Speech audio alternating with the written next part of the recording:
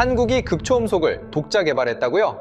망상도 정도껏 하시죠. 나토 분석관들은 대놓고 비웃었습니다. 미국이 수조 원을 쏟아붓고도 양산에 고전하는 초고난도 기술, 최고 속도 마하 10 이상, 사거리 3,000km, 서울에서 쏘면 베이징까지 4분, 도쿄까지 7분, 워싱턴까지 30분, 현존하는 미국의 최신 요격 시스템조차 절대 피할 수 없는 괴물입니다. 스크램제트 엔진 하나 완성하는 데만 20년이 걸리고 지구상에서 5나라만 손에 쥔 영역을 한국이 해냈을 리 없다고 확신했습니다. 하지만 단 11일 뒤 이들의 오만은 무참히 박살났습니다. 미 국방부가 던진 137개의 1급 기밀 데이터, 한국은 이미 연간 120발, 대량 양산에 돌입했다. 나토 30이 개국 최고 전문가들을 단체로 패닉에 빠뜨린 대한민국의 압도적 방역, 세계의 군사 지도를 뒤집은 그 전율 돋는 전말을 지금 공개합니다. 콜드웰 박사, 당신은 희망사항과 현실을 구분 못하는 겁니까? 앙투안이 회의실 한복판에서 내뱉은 말이었습니다. 프랑스 출신의 유럽 방산 전문가, 10년 넘게 같은 복도를 쓰며 점심마다 샌드위치를 나눠 먹던 동료였죠.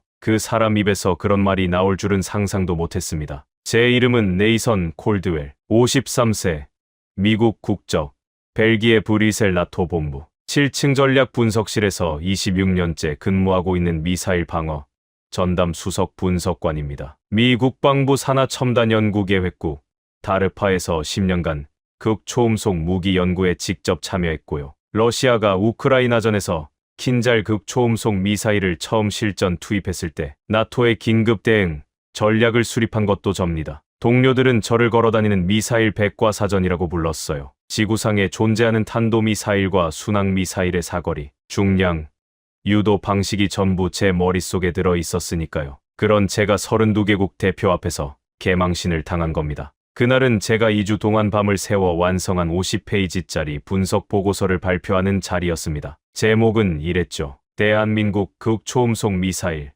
과장된 주장에 대한 비판적 검토. 자신 있었습니다. 아니, 확신에 차 있었어요. 한국이 극초음속 미사일을 독자 개발해서 실전 배치까지 끝냈다고요?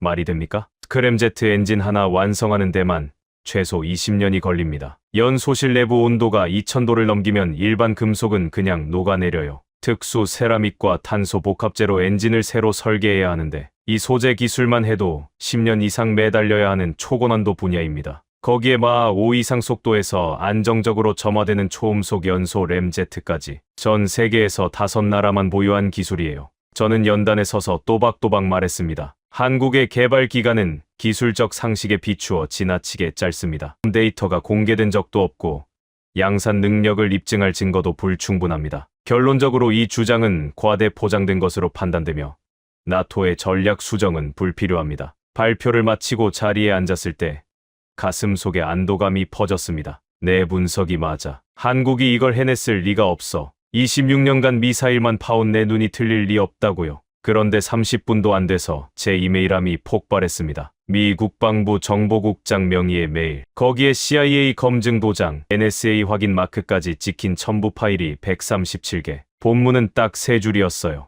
콜드웰 박사, 귀하의 보고서에는 중대한 오류가 포함되어 있습니다. 한국의 극초음속 개발은 10년 넘게 추적해온 프로젝트이며 실전 배치는 사실로 확인됩니다. 즉각 재검토를 권고합니다. 화면을 보는데 얼굴에서 피가 쭉 빠지는 게 느껴졌습니다. 미국이요. 제가 가장 믿었던 미국이 한국 편을 들고 있었습니다. 제 분석을 정면으로 부정하면서요. 그때 앙투안이 제 자리까지 걸어와서 그 말을 한 겁니다. 희망 사항과 현실을 구분하라고요. 독일 출신 클라우스는 더 직설적이었죠. 26년 차 전문가가 편견에 가려서 현실을 못 보다니. 인정할 건 인정해야지. 영국 쪽 사이먼은 아예 눈도 안 마주쳤습니다. 복도에서 마주치면 고개를 돌려버렸어요. 그날 저녁, 브뤼셀 시내 아파트로 돌아오는 길이 유난히 길었습니다. 겨울 하늘은 잿빛이었고 바람은 뼛속까지 파고들었죠. 혼자 사는 집에 들어와서 냉동식품을 전자레인지에 돌려놓고 불도 안 켠 거실 소파에 주저앉았습니다. 천장만 멍하니 올려다봤어요. 26년입니다. 26년 동안 저는 이 분야의 최고라고 자부해왔습니다. 다르파에서 10년, 나토에서 16년. 전 세계 극초음속 무기의 모든 데이터가 제 손을 거쳐갔어요. 그 경력이, 그 자부심이 하루 만에 산산조각 난 겁니다. 눈물이 흘렀습니다. 53세 먹은 남자가 어두운 거실에서 혼자 울고 있었어요. 전문가로서의 자존심이 무너지는 소리가 귓속에서 울렸습니다. 그런데 더 괴로운 건 따로 있었어요. 울면서도 머릿속에서 한 가지 질문이 꺼지지 않았거든요. 어떻게? 한국이 대체 어떻게 이걸 해낸 거지? 미국도 아직 양산 단계에 들어가지 못한 극초음속 미사일을 한국이 먼저 실전 배치했다고 누군가 도와준 거 아닌가? 중국이 뒤에 있는 건 아닌가? 인정하기 싫었습니다. 제가 완전히 틀렸다는 걸 받아들이기엔 자존심이 너무 아팠으니까요. 하지만 그때까지만 해도 몰랐습니다. 제가 틀린 게 보고서 하나가 아니라 제 세계관 전체가 뒤집혀야 할 문제라는 거요. 모든 건 2달 전 1월의 어느 평범한 아침에 시작됐습니다. 2달 전으로 돌아가겠습니다. 그 참패가 있기 훨씬 전 사실 징후는 계속 있었습니다. 다만 제가 보지 않으려 했을 뿐이죠. 제 하루를 먼저 말씀드려야 이해가 되실 겁니다. 저는 20년 넘게 똑같은 루틴으로 살아온 사람이에요. 아침 7시에 나토 본부에 출근합니다. 7층 전략 분석실 제자리에 앉으면 가장 먼저 에스프레소를 2잔 내려요. 그걸 마시면서 전날 밤 들어온 기밀 보고서들을 훑은 것으로 하루가 시작됩니다. 제 책상엔 모니터가 3대 있어요. 왼쪽엔 러시아 동향, 가운데엔 중국 군사 정보, 오른쪽엔 미국 국방 예산 분석. 이 세 화면이 제 세계의 전부였습니다. 말 그대로요. 점심이면 나토 구내 식당에 내려가서 샌드위치를 집어들고 동료들 사이에 앉았습니다. 프랑스 출신 앙투아는 유럽 방산 시장을 꿰뚫고 있었고 독일 쪽 클라우스는 전차와 화포 체계가 전공이었어요. 영국에서 온 사이먼은 향이었죠. 점심 대화 주제는 늘 정해져 있었습니다. 러시아가 뭘 만들고 있다. 중국이 어디까지 왔다. 미국 신형 요격 시스템 예산이 얼마 잡혔다. 이 세 나라밖에 이야기를 한 기억이 거의 없어요. 한국이요. 한국은 대화 소재에 끼지도 못했습니다. 가끔 폴란드가 한국산 K9 자주포를 대량으로 사들였다는 보고가 올라오면 우리 반응은 한결같았어요. 독일 제품보다 싸니까 그렇겠지. 가성비 선택이야. 그게 끝이었습니다. 진지하게 들여다본 적이 단 한 번도 없었어요. 저녁 6시면 퇴근해서 브뤼셀 시내 아파트로 돌아갔습니다. 혼자 사는 집이에요. 냉동식품을 전자레인지에 돌려서 저녁을 때우고 밤늦게까지 군사학술지를 읽다가 잠드는 게 매일의 반복이었죠. 26년 동안요. 변화가 없는 예측 가능한 안전한 일상이었습니다. 그런데 그 안전한 일상에 금이 가기 시작한 건 지난해 하반기부터였어요. 처음엔 작은 숫자 하나였습니다. 한국 방위산업 수출액이 170억 달러를 돌파했다는 내부 보고서가 제 책상 위에 올라왔어요. 우리 돈으로 환산하면 22조 원이 넘는 금액이었습니다. 고개를 갸우뚱하긴 했지만 대수롭지 않게 넘겼죠. 그 다음엔 좀 더 큰 소식이 들려왔습니다. 폴란드가 독일제 레오파르트 전차 대신 한국산 K 전차를 980대나 주문했다는 겁니다. 독일 것을 안 사고 한국 것을 골랐다고요? 유럽 한복판에서요. 그것도 거의 1000대 가까이. 이어서 중동에서도 이상한 움직임이 포착됐습니다. 미국산 패트리어트 방공 시스템 대신 한국의 천궁 체계를 선택한 국가가 나타난 겁니다. 미국 무기를 밀어내고 한국 무기가 자리를 꿰찬 거예요. 저는 이 자료들을 넘기면서 콧방귀를 뀌었습니다. 가격이 싸서 그런 거야. 성능으로 치면 서방 제품이 당연히 위지. 한국산은 어디까지나 저가형 대안일 뿐이라고요. 그런데 속마음 깊은 곳에선 뭔가 불편한 게 꿈틀거렸습니다. 정말 가격만의 문제일까? 980대를 1000대 가까운 전차를 단순히 싸다는 이유로 발주하는 나라가 있을까? 결정적이었던 건 복도에서 스친 대화 한마디였습니다. 클라우스가 커피를 들고 지나가다가 툭 던진 말이에요. 콜드웰, 한국 미사일 사거리 족쇄가 완전히 풀렸다는 거 알아? 한미 미사일 지침이 아예 폐기됐다더군. 순간 등골이 서늘해졌습니다. 족쇄가 풀린 기술력이 어디까지 질주하는지 저는 이미 목격한 적이 있었거든요. 러시아가 미국과의 중거리 핵전력 조약에서 빠져나온 직후 무슨 일이 벌어졌습니까? 킨잘, 아방가르드, 사르마트, 괴물 같은 무기들이 쏟아져 나왔죠. 중국도 똑같았습니다. 제약이 사라지는 순간 기술 개발 속도는 기하급수적으로 치솟습니다. 한국도 같은 길을 걷고 있는 건 아닐까? 설마요. 그 정도까지는 아닐 겁니다. 저는 스스로를 달랬습니다. 한국은 K9 자주포나 잘 만드는 나라잖아. 미국 무기 수입해서 쓰는 동맹국이지. 극초음속 같은 초고난도 영역은 차원이 다른 이야기라고요. 그렇게 자신을 안심시키고 그날 밤도 침대에 누웠습니다. 그런데 잠이 안 왔어요. 천장을 올려다보는데 자꾸 하나의 질문이 머리를 맴돌았습니다. 내가 지금 뭔가 중대한 걸 놓치고 있는 건 아닌가? 직감이 경고음을 울리고 있었습니다. 무시했어요. 26년간 쌓아온 확신이 그 경고음보다 더 크다고 믿었으니까요. 그 확신이 산산조각 나는 데는 정확히 열하루가 걸렸습니다. 1월의 어느 금요일 아침이었습니다. 출근길은 여느 때와 다를 바 없었어요. 불이 셀 겨울 특유의 잿빛 하늘, 뼈를 파고드는 냉기, 나토 본부 정문을 지나 7층 분석실까지 올라가는 익숙한 동선. 자리에 앉아 에스프레소 첫 잔을 내리는데 휴대폰이 울렸습니다. 레리 웨스턴이었습니다. 펜타곤에서 극초음속 무기 개발을 총괄하는 책임자이자 제가 다르파 시절부터 15년 넘게 알고 지낸 동료예요. 레리가 먼저 전화를 거는 일은 흔치 않았습니다. 네이선, 오늘 메일함 열어봤어? 목소리가 평소와 달랐습니다. 장난기가 완전히 빠져 있었어요. 아직 안 봤는데 왜? 나토 정보부에서 긴급 건의 하나 내려갔을 거야. 앉아서 봐. 진심이야. 그리고 레리가 한마디를 덧붙였습니다. 한국 건의야. 한국이요. 레리 입에서 한국이 나오다니. 이 사람은 미국과 러시아, 중국의 극초음속 전력만 다루는 사람이에요. 한국이 이 사람 레이더에 잡힐 이유가 뭐가 있지? 전화를 끊고 모니터를 켰습니다. 받은 편지함 맨 위에 빨간색 긴급 표시가 박힌 메일이 하나 떠 있었어요. 발신자는 나토 정보융합실. 제목을 읽는데 손가락이 멈췄습니다. 대한민국 현무 7극 초음속 미사일 실전 배치 확인. 최우선 분석 요청. 심장이 한 박자 쉬고 다시 뛴 느낌이었습니다. 극 초음속이라고요? 한국이 실전 배치까지 끝냈다고요? 첨부 파일을 열었습니다. 위성 촬영 사진 12장. 기술 분석 문서 47페이지, 미 국방부 정보국에서 넘어온 교차 검증 자료까지. 양이 어마어마했어요. 첫 번째 위성 사진부터 이상했습니다. 경상남도 진해 인근 군사시설이 찍혀 있었는데 발사대 형태가 제가 지금껏 분류해온 어떤 범주에도 들어맞지 않았어요. 탄도미사일 발사대가 아닙니다. 순항미사일용도 아니에요. 한 번도 본 적 없는 구조물이 위성 렌즈에 잡혀 있었습니다. 두 번째 사진은 충청남도 대전이었습니다. 한국 국방과학연구소 시험장에 거대한 지상연소 시험 설비가 들어서 있었고 그 옆에 선명하게 찍힌 표지판 글씨 스크램제트, 초음속, 연소 램제트 엔진, 마하 5 이상의 극초음속 영역에서만 작동하는 그 기술 말입니다. 지구상에서 5나라만 손에 쥐고 있는 초고난도 엔진이에요. 47페이지.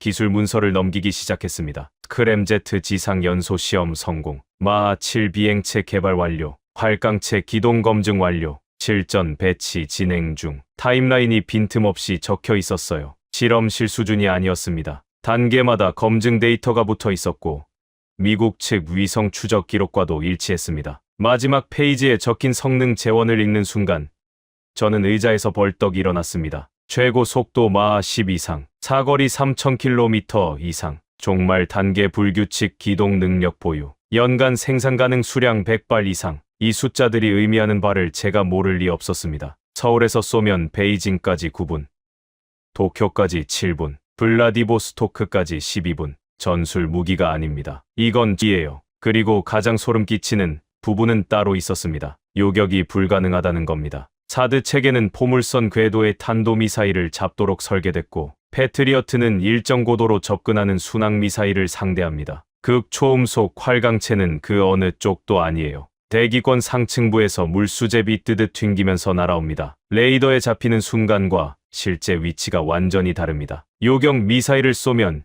이미 표적은 수십 킬로미터 밖으로 빠져나간 뒤에요. 미국이 개발 중인 차세대 요격 체계마저 이걸 상대하지 못합니다. 아무리 생각해도 믿기지 않았습니다. 이건 오보야. 과장된 정보일 거야. 한국이 이걸 해냈을 리가 없어. 레리에게 다시 전화를 걸었습니다. 벨소리가 3번 울리고 그가 받았어요. 레리, 솔직하게 말해. 이 정보 신뢰할 수 있는 거야? 수화기 너머로 긴 침묵이 흘렀습니다. 한 3초쯤 지났을까요? 레리가 한숨을 내쉬며 입을 열었습니다. 네이선, 우리도 3개월 전부터 추적하고 있었어. 처음엔 나도 안 믿었거든. 한국이 스크램제트 지상시험에 성공했다는 첩보가 들어왔을 때 우리 판단은 실험실 수준이었어. 그런데 1년 반도 안 돼서 비행시험까지 통과하고 실전 배치 단계로 넘어간 거야. 솔직히 우리도 충격이야. 나토에는 오늘 아침에야 공식 공유가 된 거고 전화기를 쥔 손에서 힘이 빠졌습니다. 레리까지 인정하고 있었어요. 미국 내부에서도 이미 확인된 정보라는 뜻이었습니다. 전화를 끊고 모니터를 바라보는데 머릿속이 하얘졌습니다. 26년 동안 전 세계 미사일 동향을 추적해온 제가 한국의 극초음속 개발을 완전히 놓쳤습니다. 흔적조차 감지하지 못한 거예요. 그때 앙투안이 제 자리로 다가왔습니다. 네이선, 한국 건 봤어. 이거 진짜야? 고개만 끄덕였습니다. 클라우스가 뒤에서 끼어들었어요. 한국이라고. 미국 기술을 빼돌린 거 아냐? 영국 쪽 사임원은 더 노골적이었습니다. 중국이 뒤에서 밀어준 거겠지. 한국 단독으로는 절대 불가능한 기술이야. 저도 속으로는 같은 생각이었습니다. 한국 혼자 힘으로 이걸 해냈을 리가 없다고요. 누군가 도와줬을 거야. 기술을 넘겨받았을 거야. 그런데 보고서를 파고들수록 이상한 점이 드러났습니다. 엔진 설계 방식이 미국과 달랐습니다. 러시아식도 아니었어요. 중국이 쓰는 접근법과도 완전히 다른 구조였습니다. 어디서 베낀 흔적이 하나도 안 보였어요. 그렇다면 한국은 처음부터 끝까지 자기 방식으로 만들었다는 건데 카피본이 아니라면 대체 어떻게 이게 가능한 겁니까? 그날 오후 나토 긴급 전략회의가 소집됐습니다. 32개 회원국 대표들이 화상으로 접속했고 브뤼셀 본부 대회의실에는 20명이 넘는 고위급 분석관들이 둘러앉았습니다. 평소에는 러시아나 중국 안건으로만 열리던 자리예요. 한국 의제로 이 규모의 회의가 열린 건 제 기억에 처음이었습니다. 사무총장이 회의를 열었습니다. 오늘 의제는 대한민국의 극초음속 미사일 개발 현황입니다. 동북아 전력 균형에 중대한 영향을 미칠 수 있는 사안이니 깊이 있는 논의를 부탁드립니다. 폴란드 국방장관이 먼저 손을 들었어요. 현무7이 실전 배치된 게 사실이라면 동북아 군사 지형이 근본적으로 재편된 겁니다. 중국, 일본, 러시아가 어떤 반응을 보일지 예측이 안 됩니다. 프랑스 쪽 분석관은 한 발 더 나갔죠. 이건 지역 분쟁용이 아닙니다. 베이징, 도쿄, 모스크바까지 구분해서 15분 안에 타격 가능한 전략 무기예요. 한국은 핵탄두 하나 없이도 핵보유국에 준하는 억제력을 확보한 셈입니다. 핵무기 없이 핵보유국 수준의 억제력. 그 한마디가 회의실 공기를 바꿨습니다. 다들 표정이 굳었어요. 독일 장성이 질문을 던졌습니다. 한국이 이 무기를 실제로 어디에 쓰겠다는 겁니까? 북한 억제용이라면 이 정도 사거리와 속도는 과잉 아닙니까? 저는 그 질문을 듣는 순간 뭔가가 머릿속에서 맞물리는 걸 느꼈습니다. 한국은 이미 북한만 보고 있는 나라가 아니었어요. 지도를 펼쳐보면 답이 나옵니다. 서쪽엔 군사 굴기를 멈추지 않는 중국, 동쪽엔 재무장 속도를 높이는 일본, 북쪽엔 극동 전력을 증강하는 러시아, 한반도는 세 강대국의 화력 반경 한가운데 놓여 있는 겁니다. 사방이 잠재적 위협으로 둘러싸인 나라가 음속 미사일을 개발한 건 과잉이 아니라 생존 전략이었습니다. 현무7은 그 복합적인 위협 전체를 한꺼번에 상대하기 위한 해답이었던 거예요. 회의가 끝나고 분석실로 돌아오는 복도에서 제 발걸음이 무거웠습니다. 머리로는 이해가 됐어요. 데이터가 가리키는 방향이 명확했으니까요. 그런데 가슴이 따라가질 못했습니다. 이걸 인정하면 제 26년이 무너지는 거였어요. 저는 평생 하나의 신념 위에 서 있었습니다. 기술은 서방에서 출발해 동방으로 흘러간다. 미국이 길을 열고 러시아가 뒤따르고 중국이 모방하고 나머지 국가들은 완성품을 수입해서 쓴다. 이 위계 질서가 제 분석의 뼈대였고 보고서의 전제였고 전문가로서의 정체성 그 자체였습니다. 한국이 독자적으로 극초음속을 해냈다는 걸 받아들이면 그 뼈대가 통째로 부러집니다. 26년간 제가 써온 모든 보고서의 전제가 틀렸다는 뜻이 되니까요. 자존심이 허락하지 않았습니다. 그래서 저는 가장 어리석은 선택을 했습니다. 반박 보고서를 쓰기로 한 겁니다. 한국의 주장이 과장됐다는 걸 증명하겠다고 결심한 거예요. 지금 돌이켜보면 그건 분석이 아니라 자기 방어였습니다. 무너지는 자존심을 붙들어 매려는 발버둥이었죠. 2주 동안 밤을 새웠습니다. 사무실 불이 꺼지지 않았어요. 새벽 2시, 3시까지 키보드를 두드렸습니다. 50페이지를 채웠고 논거 3가지를 세웠죠. 스크램제트 엔진 완성에는 최소 20년이 필요한데 한국은 너무 빨랐다. 비행 시험 결과가 공개된 적 없다. 양산 체계를 입증할 데이터가 부족하다. 제목을 이렇게 달았습니다. 대한민국 극초음속 미사일. 과장된 주장에 대한 비판적 검토. 보고서 첫 페이지에 이렇게 적었어요. 한국의 극초음속 기술은 초기 단계로 판단됨. 스크램제트 엔진 신뢰성 미검증. 양산 능력 의문.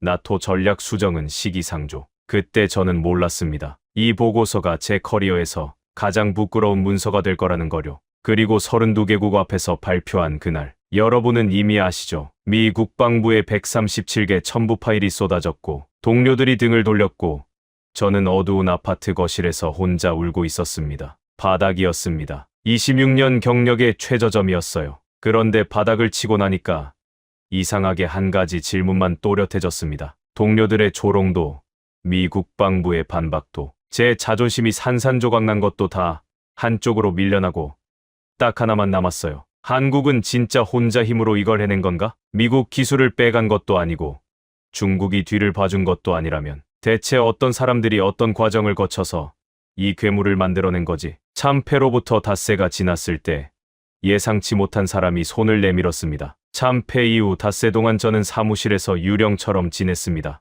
동료들 시선을 피해 점심도 구내 식당 대신 자판기 커피로 때웠어요. 그러면서도 머릿속에서는 한 가지 집착이 꺼지지 않았습니다. 한국이 정말 혼자 해냈는지 아닌지 그걸 직접 확인하지 않으면 미칠 것 같았어요. 나토 정보망과 미국 쪽 채널을 뒤져서 한국 국방과학연구소 출신 연구자를 수소문하기 시작했습니다. 며칠을 헤맸어요. 현직은 당연히 접촉이 안 됐고 퇴직자 명단도 쉽게 나오지 않았죠. 포기하려던 참에 민간 방산연구소에 재직 중인 한 사람의 이메일 주소를 손에 넣었습니다. 한세진 박사. 메일을 보냈습니다. 짧게 썼어요. 나토 수석 분석관으로서 한국 극초음속 기술에 대한 오해를 바로잡고 싶다. 화상 대화가 가능하겠느냐고요. 보내놓고 답장이 올 거라는 기대는 솔직히 없었습니다. 나토 사람이 갑자기 연락했는데 누가 선뜻 응하겠어요. 그런데 이틀 뒤 회신이 왔습니다. 콜드웰 박사님, 반갑습니다. 기꺼이 대화하겠습니다. 담담한 한 줄이었어요. 다음 날 오후 화상 통화가 연결됐습니다. 모니터에 나타난 사람은 40대 후반쯤 되어 보이는 남성이었어요. 안경을 쓰고 목소리가 차분했습니다. 전형적인 연구자 인상이었죠. 한 박사가 입을 열었습니다. 저는 한국 국방과학연구소에서 극초음속 추진체 개발팀장으로 15년 가까이 근무했습니다. 박사님께서 저희 기술을 미국의 카피본이라고 생각하시는 것 같은데 사실은 정반대입니다. 정반대라니 무슨 뜻입니까? 한 박사가 씁쓸하게 웃었어요. 미국이 기술을 안 줬으니까요. 그래서 처음부터 끝까지 우리 손으로 만들 수밖에 없었습니다. 가슴을 한 대 맞은 기분이었습니다. 한 박사의 설명은 이랬습니다. 한국은 2000년대 초반부터 미국에 극초음속 공동 연구를 제안했다고 해요. 노무현 정부 시절에 한 번, 이명박 정부 때 또 한 번, 두 번 다 돌아온 대답은 똑같았습니다. 기술 유출 우려가 있어 불가합니다. 미국은 한국을 함께 개발하는 파트너로 본 적이 없었어요. 무기를 팔아먹을 고객으로만 취급한 겁니다. 그래서 우리는 혼자 시작했습니다. 한 박사가 담담하게 말했습니다. 착수 시점은 지금으로부터 10수년 전이었어요. 국방과학연구소 안에 극초음속 무기체계 개발단이라는 비밀 조직이 꾸려졌는데 초기 인원은 고작 37명이었다고 합니다. 연간 예산은 200억 원 수준. 미국이 같은 분야에 매년 수조 원을 쏟아붓는 것과 비교하면 푼돈이나 다름없었죠. 제가 물었습니다. 핵심 부품은요? 스크램제트 엔진 소재라든가 고온 내열 코팅 같은 건 수입하셨을 텐데 한 박사가 고개를 저었습니다. 아닙니다. 전부 국산입니다. 전부요? 포항에 있는 중소기업 하나가 탄소 복합재를 만들었고 창원의 또 다른 업체가 세라믹 내열 코팅을 완성했습니다. 유도 제어 시스템은 대전 쪽 벤처기업이 개발했어요. 핵심 부품 국산화율이 92%입니다. 92%. 미국도 극초음속 미사일 부품 상당수를 해외에서 조달하고 있는데 한국이 92%를 자체 생산했다고요? 그게 우리의 강점입니다. 한 박사가 말했어요. 처음부터 혼자 해야 한다는 전제로 출발했으니까요. 기댈 곳이 없으면 모든 걸 직접 세울 수밖에 없습니다. 전율이 등줄기를 타고 올라왔습니다. 미국이 문을 닫아건 덕분에 한국은 누구에게도 의존하지 않는 기술 체계를 구축한 거였어요. 거절이 오히려 완전한 자립을 만든 겁니다. 고립이 독이 아니라 약이 된 셈이죠. 한 박사와의 대화가 끝날 무렵 저는 한 가지만 더 물었습니다. 37명으로 시작해서 이 수준까지 오는데 몇 번이나 실패하셨습니까? 한 박사가 잠깐 말을 멈췄습니다. 그러더니 이렇게 말했어요. 콜드웰 박사님, 우리가 걸어온 길을 직접 들으시면 카피본이란 말은 절대 못하실 겁니다. 첫 번째 불꽃은 0.5초 만에 꺼졌거든요. 0.5초. 반 초짜리 불꽃에서 마 10까지. 그 사이에 대체 무슨 일이 있었던 걸까요? 한세진 박사가 들려준 이야기는 제가 상상했던 것과 완전히 달랐습니다. 첫 지상 연소 시험을 했을 때 일입니다. 한 박사가 화면 너머로 말을 꺼냈어요. 스크램제트 엔진에 불이 붙었습니다. 마하 5조건에서 점화에 성공한 거예요. 연구실이 환호성으로 가득 찼죠. 그런데요, 0.5초 만에 꺼졌습니다. 0.5초. 눈 한 번 깜빡하는 시간이에요. 그게 한국 극초음속 기술의 첫 발자국이었습니다. 그래도 한 박사는 그날을 실패라고 부르지 않더군요. 마하 5에서 점화가 됐다는 것 자체가 의미 있었습니다. 불이 붙었으니까요. 꺼진 건 나중에 해결할 문제였어요. 2년 뒤 첫 비행 시험이 진행됐습니다. 발사대에서 비행체가 솟아올랐어요. 엔진이 점화됐고 3초 동안 버텼습니다. 첫 시험보다 6배나 긴 시간이었죠. 하지만 연소실 내부 압력을 구조물이 견디지 못했습니다. 3초 만에 엔진이 정지했어요. 그 다음 해에 다시 도전했습니다. 이번엔 엔진이 작동했어요. 비행체가 마하 6까지 가속됐습니다. 문제는 엔진이 아니라 기체였죠. 마하 6 속도에서 발생하는 공기 마찰열이 섭씨 1800도를 넘겼고 알루미늄 외피가 녹기 시작했습니다. 비행체가 공중에서 산산조각 났어요. 한 박사가 말했습니다. 그 장면을 시험장 모니터로 지켜보던 연구원들이 아무 말도 못했습니다. 몇 년을 매달린 결과물이 불덩이가 돼서 사라지는 걸 눈앞에서 봤으니까요. 여기서 포기하는 게 보통이죠. 예산도 빠듯하고 인원도 모자라고 3번 연속 실패했으니까요. 그런데 이 사람들은 방향을 틀었습니다. 엔진은 됐다. 문제는 열이다. 열을 잡자. 포항에 있는 한 중소기업에 손을 내밀었습니다. 직원 수백 명도 안 되는 소재 전문 회사였어요. 이 회사에 섭씨 2000도를 버텨낼 탄소 복합재를 만들어 달라고 요청한 겁니다. 세계 어디에도 없는 소재를요. 그 회사가 몇 번 만에 성공했는지 아십니까? 83번째였습니다. 82번의 시제품이 전부 실패했어요. 녹았고, 갈라졌고, 벗겨졌고, 부서졌습니다. 82번을 실패하고도 83번째 도전장을 내민 겁니다. 그리고 마침내 섭씨 2000도를 견디는 탄소 복합재가 세상에 나왔습니다. 창원의 또 다른 중소기업은 세라믹 내열 코팅 기술을 개발했습니다. 이 두 기술이 합쳐지면서 마하 5의 벽이 뚫렸어요. 비행시험에서 엔진이 12초 동안 안정적으로 돌아갔습니다. 미국도 초기 극초음속 시험에서 5초를 넘기기가 힘들었는데 한국은 12초를 찍은 겁니다. 그 뒤로는 가속도가 붙었습니다. 마하 7 달성, 엔진 연소 시간 23초, 그리고 활강체 기동 시험 성공. 마하 8로 비행하면서 좌우 15도씩 궤적을 틀어버리는데 성공한 겁니다. 이건 요격이 사실상 불가능하다는 뜻이에요. 저는 한 박사의 이야기를 들으면서 동시에 한국 방산 업체들의 특허 출원 내역을 추적했습니다. 스크램제트 엔진 연소실 설계 관련 특허 47건, 전부 한국 기업명이었어요. 탄소 복합재 내열 코팅 특허 62건, 역시 국내 출원이었습니다. 종말 유도 알고리즘 관련 38건까지 147건의 핵심 특허가 하나도 빠짐없이 한국인 연구진의 이름으로 등록돼 있었습니다. 카피본이 아니었습니다. 처음부터 끝까지 자기 손으로 만든 물건이었어요. 제가 26년간 절대 진리처럼 믿어왔던 기술의 위계 질서, 서방이 개척하고 나머지는 따라간다는 그 공식이 눈앞에서 허물어지고 있었습니다. 손이 떨렸어요. 이번엔 분노가 아니라 경외감 때문이었습니다. 그런데 바로 이 시점에서 외부의 방해가 시작됐습니다. 한국이 해낸 건 사실이었어요. 하지만 세상이 그걸 믿어줄 준비가 되어 있었느냐? 그건 전혀 다른 문제였습니다. 중국과 러시아가 움직이기 시작했거든요. 중국이 먼저 칼을 뽑았습니다. 관영 매체 환구시보가 대문짝만 한 기사를 쏟아냈어요. 제목이 이랬습니다. 한국 극초음속 미사일,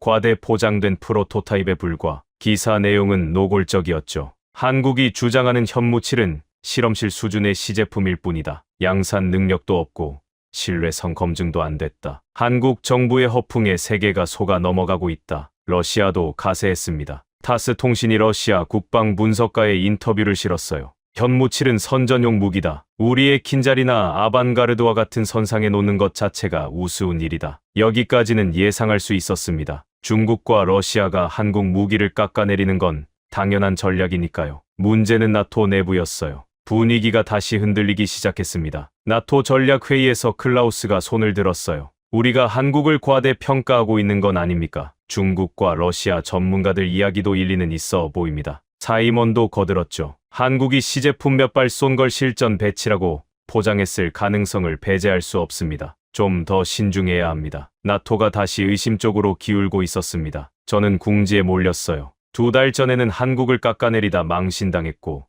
이제는 한국이 해냈다는 쪽으로 돌아섰는데 이번엔 중국과 러시아까지 반대편에 서 있는 겁니다. 제가 또 틀리면 이번엔 진짜 끝입니다. 26년 경력이고 뭐고 다 날아가요. 반대로 제가 맞다면 나토 32개국 전체를 설득해야 하는데 손에 쥔 카드가 부족했습니다. 결정적으로 빠진 퍼즐 조각은 양산 능력이었어요. 실험실에서 한두 발 만드는 것과 공장 라인에서 연간 수십 발을 찍어내는 건 하늘과 땅 차이거든요. 미국도 극초음속 미사일 양산에 아직 고전하고 있습니다. 부품 수급이 불안정하고 단가가 천문학적이라서요. 그날 밤 한세진 박사에게 긴급 메일을 보냈습니다. 박사님, 양산 능력을 증명할 수 있는 자료가 필요합니다. 지금 나토 전체가 회의론에 빠져 있어요. 중국과 러시아는 한국 기술을 시제품 수준이라고 폄하하고 있습니다. 이걸 뒤집을 확실한 근거가 없으면 아무도 안 믿습니다. 보내놓고 이틀을 기다렸습니다. 답이 없었어요. 초조함이 머리끝까지 차올랐습니다.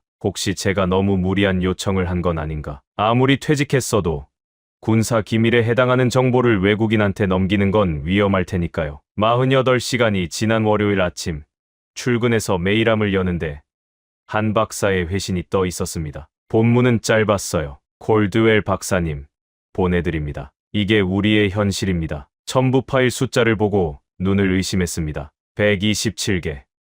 첫 번째 파일을 열었습니다. 창원 한화 에어로스페이스 공장의 생산 현황 데이터였어요. 스크램제트 엔진 조립 라인 3개가 불가동 중이었고 월간 생산량이 12기로 찍혀 있었습니다. 연간 환산 144기. 두 번째 파일. 대전 소재 방산 업체의 유도 시스템 생산 기록. 월 18세트. 연간 216세트. 세 번째 파일. 진천 국방과학연구소 산하시설의 내열 탄두. 제작 현황. 월 14개. 연간 168개. 위성 사진도 들어 있었습니다. 세 공장 모두 야간에도 불이 환하게 켜져 있었어요. 주차장에는 3교대 근무자들의 차량이 빼곡했습니다. 스문의 시간 가동 체제로 돌아가고 있다는 뜻이었죠. 한 박사의 메시지가 본문 맨 아래에 적혀 있었습니다. 현무 7 핵심 부품 연간 생산 능력은 최소 120발입니다. 풀가동하면 150발까지 가능합니다. 미국이 아직 극초음속 미사일 양산에 고전하는 동안 우리는 이미 대량 양산 체계를 갖췄습니다. 중국이 뭐라 하든 러시아가 뭐라 하든 이게 사실입니다. 모니터 앞에서 온몸에 소름이 돋았습니다. 프로토타입이 아니었어요. 공장에서 찍어내고 있는 실전 무기였습니다. 미국 국방부가 2030년까지 목표로 잡은 극초음속 미사일 양산 규모를 한국은 이미 달성해버린 겁니다. 저는 그 자리에서 결심했습니다. 경력이 끝나든 말든 이제 진실을 말해야 합니다. 커피를 21잔 마셨습니다. 잠은 하루에 3시간씩만 잤어요. 꼬박 3일을 키보드 앞에서 보냈습니다. 그렇게 완성한 보고서의 제목은 이랬습니다. 게임 체인저의 탄생. 서방 전략 전면 재검토 필요. 첫 페이지에 이렇게 적었어요. 본 분석관은 한국 극초음속 미사일 현무 7에 대한 기존 평가를 전면 철회합니다. 그리고 저는 다시 그 회의실에 섰습니다. 3월의 어느 목요일 오후 2시 나토 본부 대회의실이 다시 열렸습니다. 2달 전 제가 망신을 당한 바로 그 방이었어요. 같은 긴 테이블, 같은 화상 스크린, 같은 32개국 국기가 벽면에 걸려 있었습니다. 달라진 건 딱 하나. 그때는 자신감에 차서 들어갔는데 이번에는 손에 쥔 리모컨이 미세하게 떨리고 있었다는 겁니다. 50명이 넘는 고위 관계자들이 자리를 채웠고 32개국 대표들이 화상으로 접속해 있었습니다. 사무총장이 회의를 열었어요. 오늘은 콜드웰 박사의 긴급 보고가 예정되어 있습니다. 한국 극초음속 미사일에 대한 재평가 결과라고 하니 경청해 주십시오. 연단까지 걸어가는 15걸음이 그렇게 길 수가 없었습니다. 2달 전 이 자리에서 조롱을 받았던 기억이 발목을 잡았어요. 앙투안이 던졌던 말, 클라우스의 차가운 시선, 사이먼이 고개를 돌려버린 장면이 전부 떠올랐습니다. 마이크 앞에 섰습니다. 숨을 한 번 깊이 들이쉬었어요. 회의장 전체가 조용했습니다. 50개가 넘는 시선이 저를 향하고 있었죠. 제가 무슨 말을 할지 다들 궁금했을 겁니다. 2달 전에 한국을 깎아내렸던 사람이 또 무슨 소리를 하려는 건가? 입을 열었습니다. 우리는 대한민국을 과소평가했습니다. 회의장이 술렁였어요. 몇몇 대표들이 서로 얼굴을 쳐다봤습니다. 저는 첫 번째 슬라이드를 띄웠습니다. 현무7은 프로토타입이 아닙니다. 실전 배치가 완료된 전략 무기입니다. 데이터를 하나씩 꺼내놓기 시작했어요. 10수년에 걸친 개발 타임라인을 보여주며 이것이 하루아침에 뚝딱 만든 게 아니라 오랜 세월 묵묵히 준비해온 프로젝트라는 걸 설명했습니다. 핵심 기술 국산화율 92%라는 수치를 제시하며 이것이 어느 나라의 복제품도 아닌 한국 고유의 창작물임을 입증했어요. 공장별 생산 데이터를 공개하며 연간 120발 이상 양산이 가능하다는 사실을 밝혔습니다. 그리고 전략적 의미를 짚었습니다. 사거리 3000km, 최고 속도 마하 10점, 종말 단계 불규칙 기동, 서울 기준으로 베이징까지 9분, 도쿄까지 7분, 블라디보스토크까지 12분입니다. 현존하는 사드, 패트리어트, 미국의 차세대 요격 체계까지 전부 무력화됩니다. 이것은 한국이 핵탄두 한 발 없이도 핵보유국에 준하는 억제력을 확보했다는 의미입니다. 말을 마쳤습니다. 리모컨을 내려놓았어요. 정적이 흘렀습니다. 1초, 2초, 3초, 4초, 5초. 아무도 입을 열지 않았어요. 그 5초가 제 인생에서 가장 긴 시간이었습니다. 틀렸나? 또 망신당하는 건가? 심장이 귀에서 뛸 정도로 두근거렸습니다. 그때 미 국방부 대표가 자리에서 일어났습니다. 콜드웰 박사의 분석이 정확합니다. 우리 국방부도 독자 검증을 완료했으며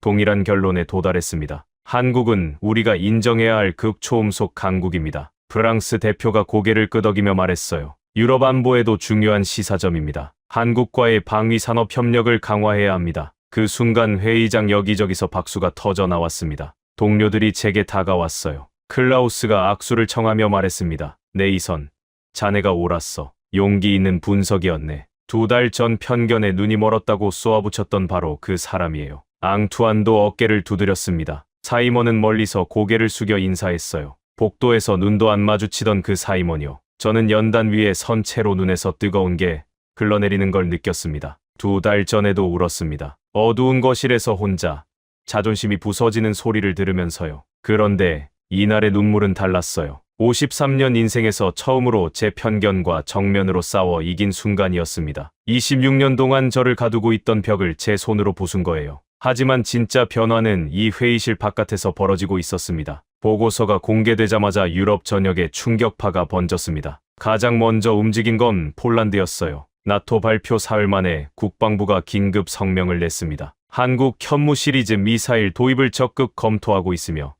현무7 공동 생산 가능성도 협의 중이다. 이미 K 전차를 980대나 주문한 나라가 이번엔 극초음속 미사일까지 손을 뻗은 겁니다. 이틀 뒤엔 루마니아가 한국과 극초음속 기술 협력 협정 체결을 공식 발표했어요. 핀란드는 더 빨랐습니다. 국방장관이 직접 서울행 비행기에 올라 한국 국방부와 회담을 가졌죠. 독일 주간지 슈피겔이 특집 기사를 터뜨렸습니다. 제목이 이랬어요. 극초음속 시대.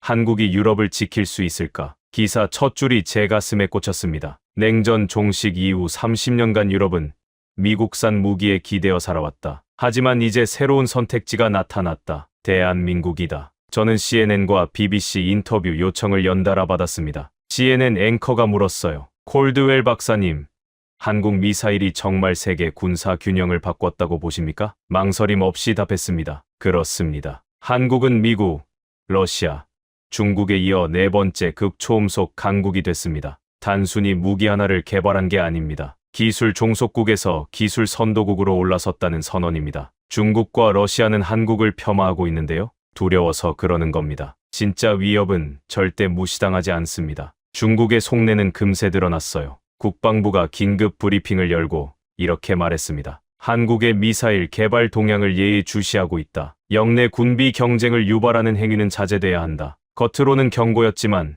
실은 긴장하고 있다는 방증이었죠. 일본의 반응은 더 직접적이었습니다. 총리가 국회에 나와서 선언했어요. 일본도 독자, 극초음속 무기 개발에 나서겠다. 국방 예산을 2배로 늘리겠다. 한국의 현무7이 일본의 군비 증강에 불을 붙인 겁니다. 경제 쪽 파급력은 군사보다 더 빠르게 퍼졌습니다. 한국 방산주가 일제히 폭등했어요. 한 달 새 한화 에어로스페이스 주가가 38% 올랐고 LI지넥스원은 42% 뛰었습니다. 한국 방위산업 시가총액이 불과 4주 만에 15조 원 불어난 거예요. 부품을 납품하는 중소기업들까지 호황을 맞았습니다. 83번 실패 끝에 탄소 복합재를 완성한 포항의 그 회사는 직원을 120명에서 380명으로 3배 넘게 늘렸어요. 창원의 세라믹 코팅 업체는 공장을 3배로 확장했고, 대전의 유도 시스템 벤처는 나스닥 상장까지 검토하기 시작했습니다. 한국은행이 발표한 보고서는 충격적이었습니다. 방위산업이 한국 GDP 성장률에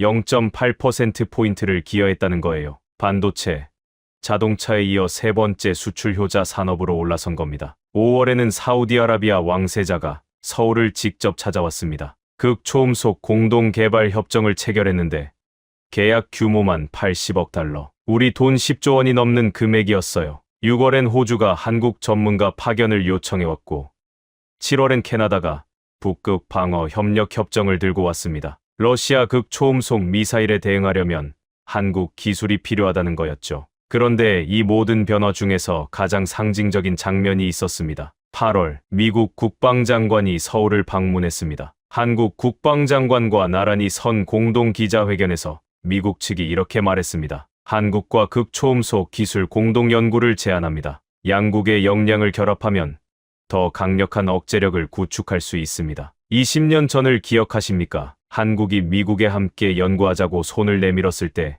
미국이 뭐라고 했는지. 기술 유출 우려가 있어 불가합니다. 그 미국이 이제 먼저 고개를 숙이고 찾아온 겁니다. 한국 국방장관이 답했어요. 환영합니다. 다만 이번에는 대등한 파트너로서 협력하기를 원합니다. 미국 장관이 고개를 끄덕였습니다. 물론입니다. 한국은 이제 우리의 선생님이기도 합니다. 고객 취급하던 나라가 선생님이라고 부르는 순간을 저는 화면으로 지켜보고 있었습니다. 기술의 물줄기가 방향을 완전히 바꿨다는 걸 그 한마디가 증명하고 있었어요. 하지만 제가 이 모든 일에서 가장 오래 기억할 건 숫자가 아니었습니다. 저는 더 이상 예전의 네이선 콜드웰이 아닙니다. 나토에서 한국 전략 무기 전담 수석 분석관이라는 새 직책을 맡았어요. 유럽 각국 정부의 한국 방위산업 협력 자문을 제공하고 있습니다. 폴란드, 루마니아, 핀란드 국방부에서 초청 강연 요청이 들어왔죠. 강연 제목은 늘 같습니다. 한국에게서 배우는 기술 자립의 교훈. 아이러니하죠. 26년간 한국을 깔보던 사람이 이제 한국을 가르치는 게 아니라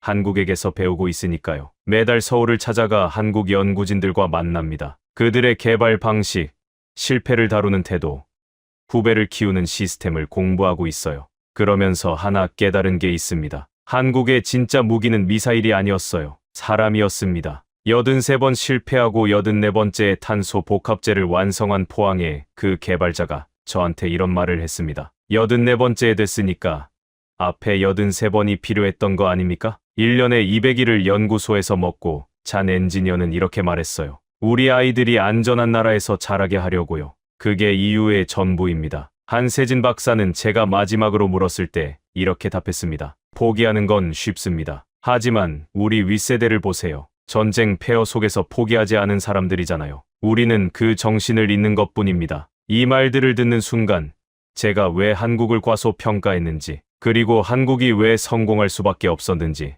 동시에 이해했습니다. 제 머릿속을 26년간 지배한 공식이 있었어요. 기술은 서방에서 동방으로 흐른다. 미국이 열고 유럽이 따르고 나머지는 줍는다. 이 오만한 도식이 제 눈을 가리고 있었던 겁니다. 틀렸습니다. 기술은 서쪽에서 동쪽으로 흐르는 게 아니에요. 땀과 집념이 있는 곳으로 흐릅니다. 돈만으론 안 됩니다. 시설만으론 부족해요. 꺼져도 다시 불을 붙이는 집요함. 82번 무너져도 83번째 일어서는 근성. 가족을 떠나 연구실에서 밤을 새우면서도 불평 대신 이유를 말하는 사람들. 이게 기술을 만드는 진짜 원료입니다. 한국은 그걸 가지고 있었어요. 처음부터요. 70년 전 한국은 폐허였습니다. 전쟁이 끝났을 때 1인당 국민 소득이 67달러에 불과했어요. 미국이 무상으로 건넨 소총으로 군대를 꾸렸고 전차도 비행기도 전부 원조품이었습니다. 세계 최빈국 중 하나였죠. 그 나라가 지금 극초음속 미사일을 만들어서 전 세계에 수출하고 있습니다. 미국이 선생님이라 부르고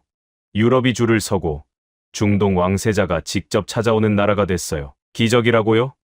아닙니다. 기적은 하늘에서 떨어지는 거고 이건 땅바닥에서 손톱이 깨지도록 파올린 겁니다. 0.5초짜리 불꽃에서 시작해서 83번 실패하고 1개의 증거를 쌓아 올려서 32개국을 설득해낸 거예요. 포기하지 않은 사람들이 만든 결과입니다. 이 이야기가 우리 모두에게 던지는 질문은 하나입니다. 편견은 진실을 가리는 가장 위험한 벽입니다. 저는 26년간 전문가라는 이름 뒤에 숨어서 제 편견을 학문이라고 포장했어요. 아시아 국가는 서방을 모방하는 존재라는 고정관념을 분석이라고 믿었습니다. 하지만 편견을 내려놓고 데이터만 봤을 때 비로소 진실이 보였어요. 진짜 전문가는 데이터를 보는 사람입니다. 가짜 전문가는 편견을 보는 사람이에요. 저는 26년 동안 가짜였고 한국이 제 눈을 뜨게 해줬습니다. 여러분은 어느 쪽입니까? 혹시 지금 이 순간에도 누군가의 가능성을 편견으로 덮어두고 있진 않으십니까? 주변에 조용히 준비하고 있는 사람을 아직 때가 안 됐다고 무시하고 있진 않으십니까? 한국은 아무도 안 봐줄 때 묵묵히 준비했습니다.